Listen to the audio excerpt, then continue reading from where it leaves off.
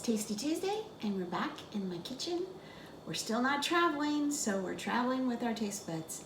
And today I'm going to take you to Argentina, which is where I took my very first international cooking class, and we learned to make empanadas. Many South American countries, and even Central American countries, have empanadas in various ways, but I learned to make the Argentine version, and it often includes things like olives and raisins and ground beef. Argentina is well known for its beef, but you'll also find empanadas with chicken and even vegetarian. But today I'm going to show you how I learned to make them in Buenos Aires, and we're going to bake them. Sometimes they're fried, but we're going to bake them. So the first thing to do is to get the dough ready to go. And in here I have 2 3/4 cup flour, 2 teaspoons salt, and 1 teaspoon of paprika. And I'm going to put that into my mixing bowl. Stir that up just a little bit and make a well in the center. I'm going to get that paprika all mixed in here good though. Make a little well in the center. And on the stove, I have melted I've melted 3/4 cup butter in a cup of water. And so that's nice and warm. It wasn't really boiling. So we're going to start by pouring some of this into the well. And then we're going to work it in and make the dough very slowly. One thing about this dough is it has to sit in the fridge for 2 hours, so plan ahead for that. And while it's in the fridge, I'll make the filling, although the filling will only take a couple of minutes. All right, let's keep working in a little more of our water and butter. This recipe will make about a dozen, depending on the size. You can make tiny little ones. You can make giant ones too. We've had them more like a pasty. Is that what's called? A pasty size. We had those in Rapa Nui, which is Chile. And we also had empanadas in Colombia. They're very popular in Venezuela, although I haven't been to visit Venezuela.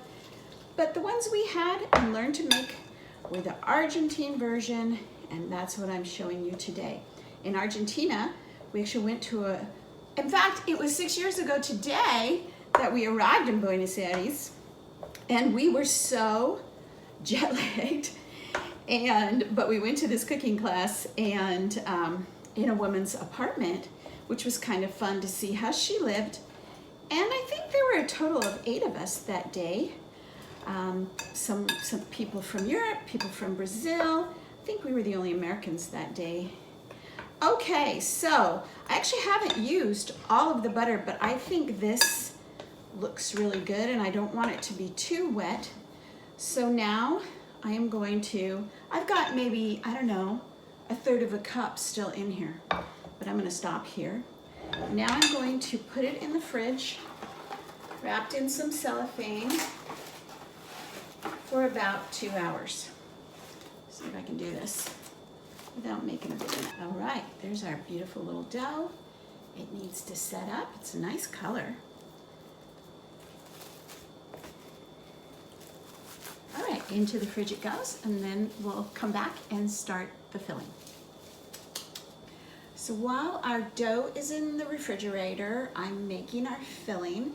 And today I'm just making one kind of filling. When we took our class, we made several different kinds.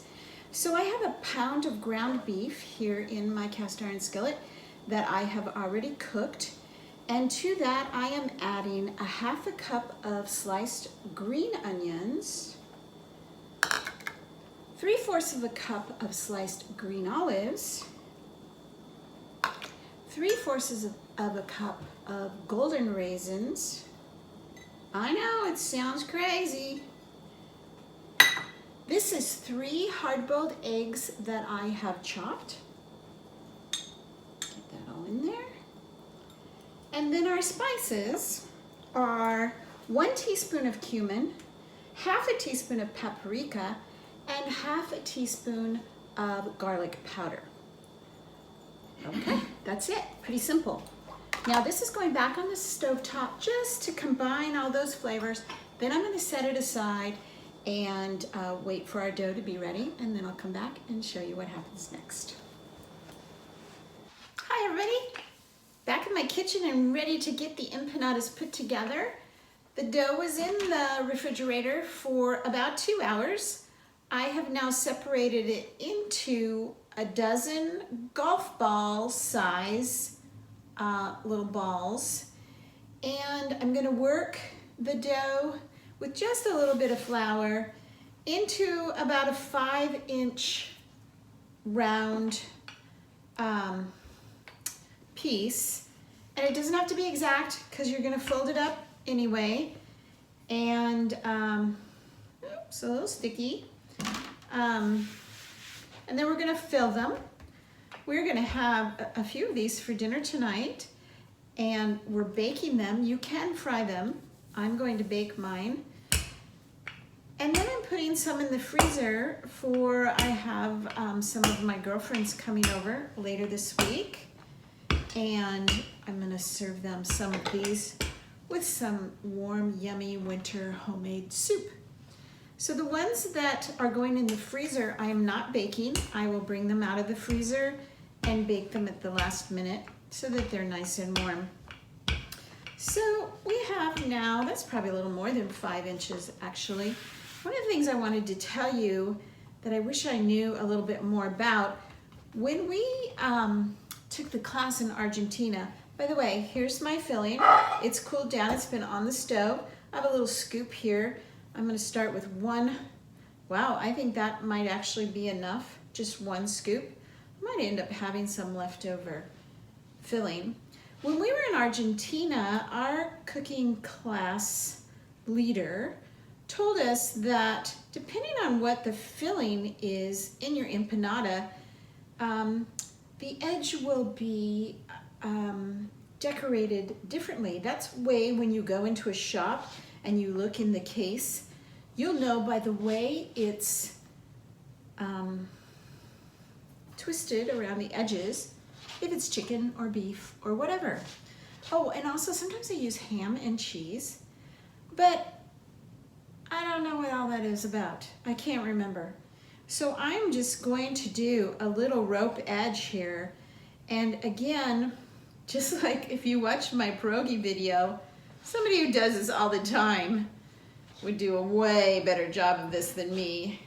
But my goal really at this point is just to make sure that the edges are sealed tight so that the filling doesn't come out. We're not boiling these like we did the pierogi, but you still want it to be nice and tight. I think perhaps I might have, I think the next one I'll roll out a little smaller, but that's not a bad start. It's not gorgeous. I don't think I could get away with working in an Argentine empanada shop, but there we go. My very first one. How's that look? Not bad. We're gonna do 11 more of these, and we're going to bake, I think 4 of them tonight, put the rest of them in the freezer.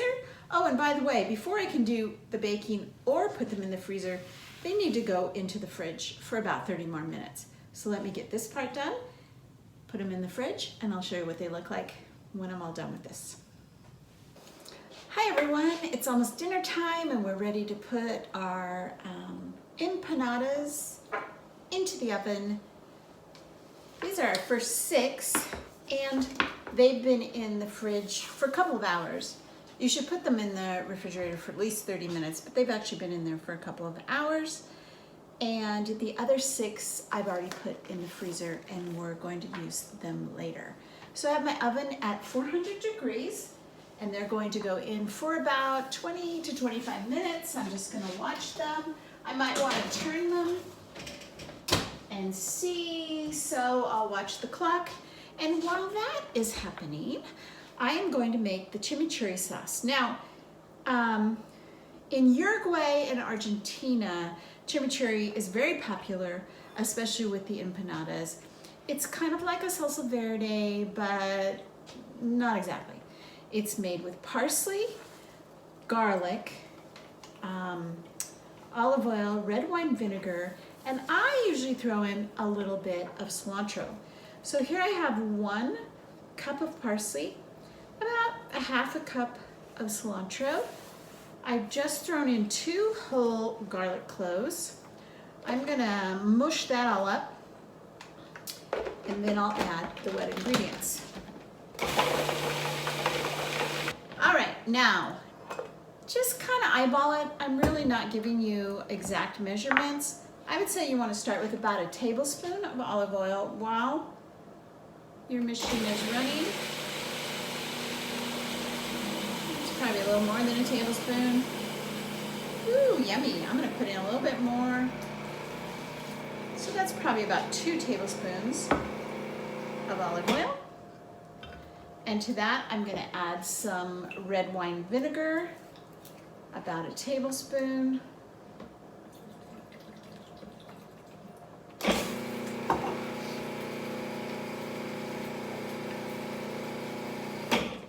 And time to taste. Whoops. So basically, this is to dip your empanadas in, almost like a salsa. That's really good. I actually think the cilantro adds a really nice touch, but you don't have to put it in there if you don't want to. A little bit of salt. My husband will probably use some hot sauce with his empanadas. He loves sriracha, but I'll probably just go with this. Maybe even a little yogurt on the side. Okay, how simple can that be? We have our chimichurri sauce ready to go. I'm gonna put it in a little bowl. We'll serve it alongside our empanadas when they come out of the oven. I'll be right back. Okay, it's kind of a long process, but it's not hard. You just need to plan ahead. And our empanadas are done, and I can't wait to show them to you. They have been in the oven for about 24 minutes, and they look just beautiful. So we have a little salad, our really beautiful green chimichurri sauce, and these empanadas are going to make a really lovely meal for me and my husband tonight. I made 3 for each of us, but I'm pretty sure I won't be able to eat 3, maybe 2. So maybe we have lunch tomorrow. And then I put 6 in the freezer to have next week when my friends come. So, Argentina empanadas, absolutely a wonderful, authentic dish. Perfect for any time of year. Can you see them there? And the chimichurri sauce is really unique. It's quite different from a red salsa, and it's just perfect. The olives and the raisins together, such an interesting combination. The saltiness of the olives, the sweetness of the raisins, and all the other ingredients really come together to make a delicious, delicious dish. And also, these are kind of big. You could easily make them smaller. Instead of golf ball size dough, you could do walnut size dough. Probably get 24 out of this recipe. So that is our Tasty Tuesday for this week. From Argentina, empanadas with chimichurri sauce. Thanks for joining us, and we'll see you next week back here in my kitchen.